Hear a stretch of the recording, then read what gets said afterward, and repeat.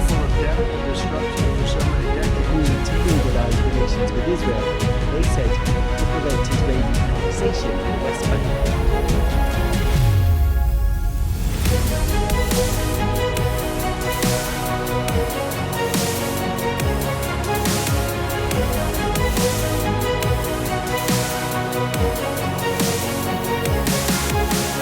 맛을 보신 분은요, 좀 죄송한 말씀입니다. 괴물이 돼요. 하나님 자신이 갖고 계시는 베드로가 칭찬받았던 자기가 권력이 많다 해도 그 권력을 시신들을 유언들을 이스라엘에서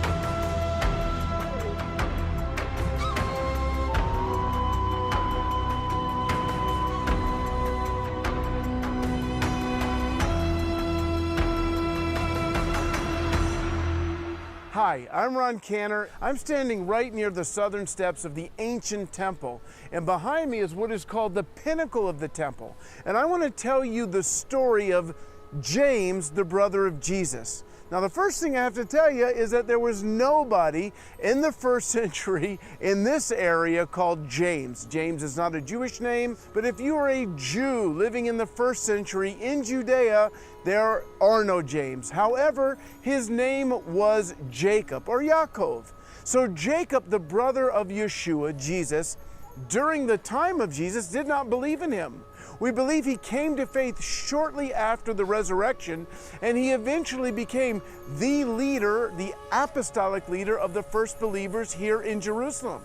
We know that when Paul comes back to Jerusalem in Acts chapter 21, it says he meets with Jacob and the apostles, and we know in Acts 15, when they have the Jerusalem Council, Jacob is the lead apostle. Now, Jacob so respected in this area that every sect of Judaism, the Pharisees, the Sadducees, the Essenes, everyone respected James. In fact, James was the only Jew that was allowed to enter the temple anytime he wanted to. Why? Because he prayed all the time for the Jewish people, so much so that they called him the camel kneed, and they called him James the Just, or Yaakov HaTzadik. Well, for 30 years, he lives as the leader of the Jerusalem congregation, loved and respected, but over time, jealousies arise, and the Pharisees come up with a plan during a time when there was no governor. They decided to invite James to the pinnacle of the temple, right up there, to address the Jewish people, to give a Passover greeting. Their plan was to set a trap for him. Once he was up there and he began to speak, they asked him what he thought about Yeshua, about Jesus. He answered, "Why do you ask me about Yeshua, the Son of Man? He sits in heaven at the right hand of the great power and will soon come on the clouds of heaven." That's interesting because that sounds almost exactly like what his brother said about 30 years ago. When asked, he said, "I am the Messiah. And you will see the Son of Man sitting at the right hand of the great power, coming with the clouds of heaven." Almost identical. Now, the pinnacle of the temple was a very important place. In fact, we've uncovered a stone with an inscription on it that said that that was the place of the blowing of the shofar.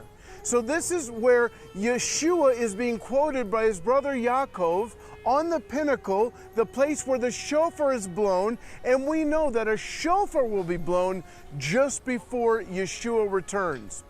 Well, that's not the end of the story. The Pharisees were incensed that he didn't reject Yeshua, so they threw him down. Now that's about 100 feet drop, and believe it or not, he survived. But then the people began to pick up stones and began to stone him.